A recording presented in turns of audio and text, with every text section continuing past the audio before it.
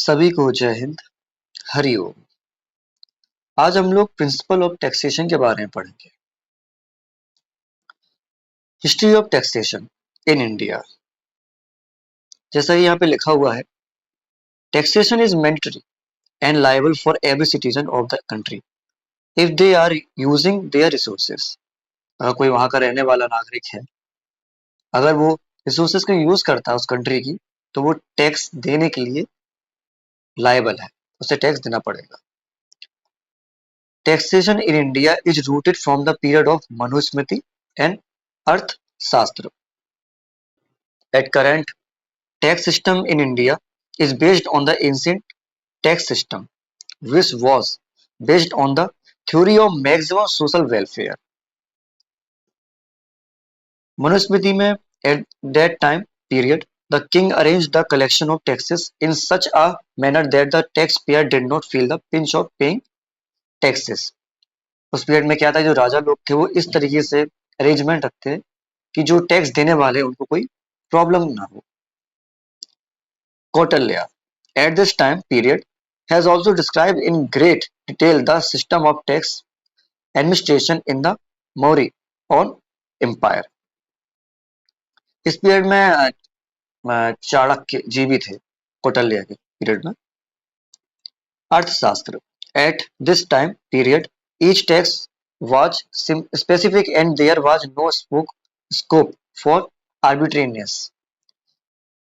अब हिस्ट्री के बारे में आते हैं।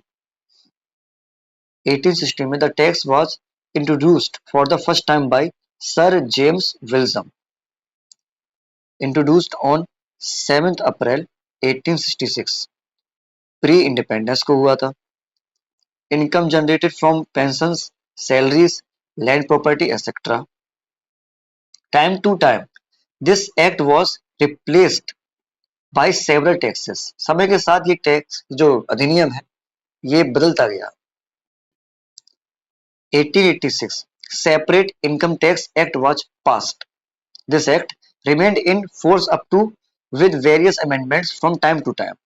1918 में new income tax was और 1922 में again it was replaced first time specific nomenclature to various income tax authoritative had become very complicated on account. The government of India therefore referred it to the Law Commission in 1956 with a view to simplify and prevent the evasion of tax. 1961 में finally the income tax act 1961 passed हो गया था, brought into force with 1 April 1962 में enforcement में यह आ गया था। Applied to the whole of India included Jammu and Kashmir. Income Tax Act by the Union Budget every year, which also contains financial bill. After it is passed by both the houses of Parliament and received the assent of the President of India, it becomes the Finance Act. At present, there are 5 heads of income. 5 प्रकार से income देते हैं लोग। Income from salary के द्वारा, income from house property जैसे rent वगैरह, tenant, income from profits and gains of business और profession, income from capital gains. ऐसा मान सकते हैं यहाँ पे जैसे कि आप म्यूचुअल फंड में ले लीजिए या फिर शेयर मार्केट में जो कैपिटल गेन्स आपके, ऐसे भी। इनकम फ्रॉम अदर सोर्सेस जैसे गैम्बलिंग लोग वगैरह जो करते हैं, ये चलता है जो। Objectives of taxation, the primary purpose of taxation is to raise revenue to meet huge public expenditure. Most governmental activities must be financed by taxation, but it is not the only goal. Objectives क्या क्या हैं? Economic development होना चाहिए, full employment होना चाहिए, बेरोजगारी कम होना चाहिए, प्राइस स्टेबिलिटी होना चाहिए, control of cyclic fluctuations, non revenue objective, reduction of BOP difficulties. Economic development. One of the important objectives of taxation is economic development. Economic development of any country is largely conditioned by the growth of capital formation. It is said that capital formation is the kingpin of economic development.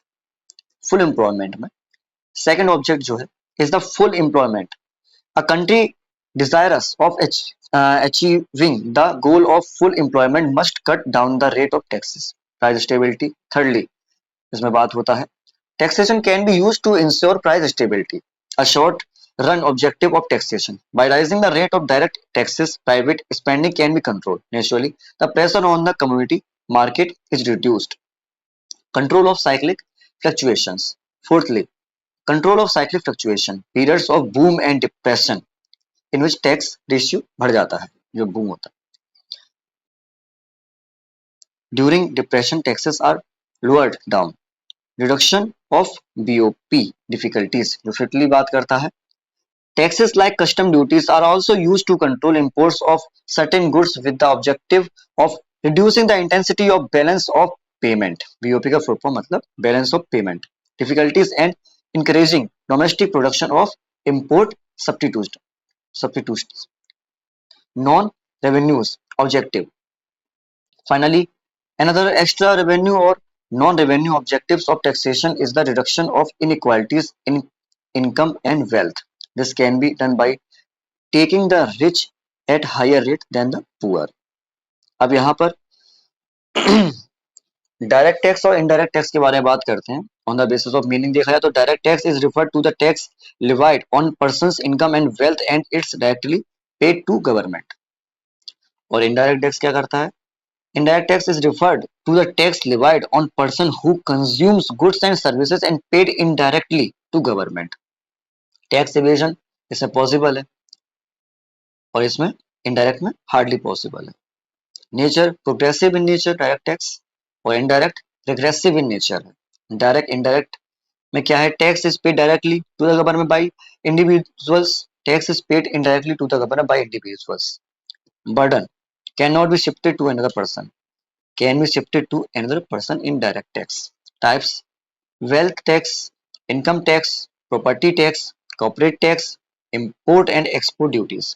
Central sales tax, value added tax जिसे VAT बोलते हैं, securities transaction tax STT, ये indirect tax में आता है. Inflation direct tax helps in reducing inflation. Indirect tax promotes inflation. Tax collection is difficult. Tax collection is relatively easier. Examples कुछ हैं direct और इनडायरेक्ट टैक्स के. Income tax, wealth tax etcetera. यहाँ पर GST goods and service tax जो 2016 में आया पास हुआ था, 101 फर्स्ट अमेंडमेंट के द्वारा इंडिया में जो हुआ था. एक्साइज ड्यूटी शराब वगैरह और custom duty etcetera. Before after it is paid after the incomes reaches in the tax payer. It is paid before goods and services reaches the tax payer. Charged on it is charged on the income of a person. It is charged on the sales and purchase of goods and services. अब हम बात करते हैं tax और फी में क्या रहता है. Tax is a compulsory payment to the government without getting any direct benefits. Fees are generally obligatory to regulator or control various types of activities. A fee is particularly applied for the use of a service. A tax represents money that a government charges an individual business when they perform a particular complete a specific transaction. A fee is related to a tax in that it is also a charge paid to the government by individuals or by a business. Fee are mostly imposed to regulate or control various types of activities. Examples है कुछ tax के. A tax is applied on the income that a person makes during a year. Sale of goods, income tax, gift tax, wealth tax. और fee में fee is specifically applied for the use of a service. A government may charge a fee to visit park, driving license, etc. अब आते हैं basic concept जो constitutional power में use हुए हैं. Article 265. No tax shall be levied or collected except by the authority of law. This article states that no tax can be collected or impact on people if it is not in constitution. Article 246. This article deals with the division of power between the union and the states. Union list, state lists और concurrent list. Under which union list में under which Center have power to make laws under the list entry number 82 states other than agricultural incomes. So that the central government made an act called Income Tax Act, under which government levied taxes on all types of income except agricultural income. State list, under which states have power to make laws. Under this list, entry number 46 state that tax on agricultural income. Concurrent list, under which both center and state have power to make laws. So considering Article 265 and Article 246, Center Government made an Income Tax Act 1961. अब पढ़ते हैं what is CBDT, Central Board of Direct Tax. The Central Board of Direct Taxes deals with the matters related to levying and collecting direct taxes and formulations of various policies related to direct taxes. It comes under Ministry of Finance. The CBDT consists one chairman and 6 members that deals with their particular fields.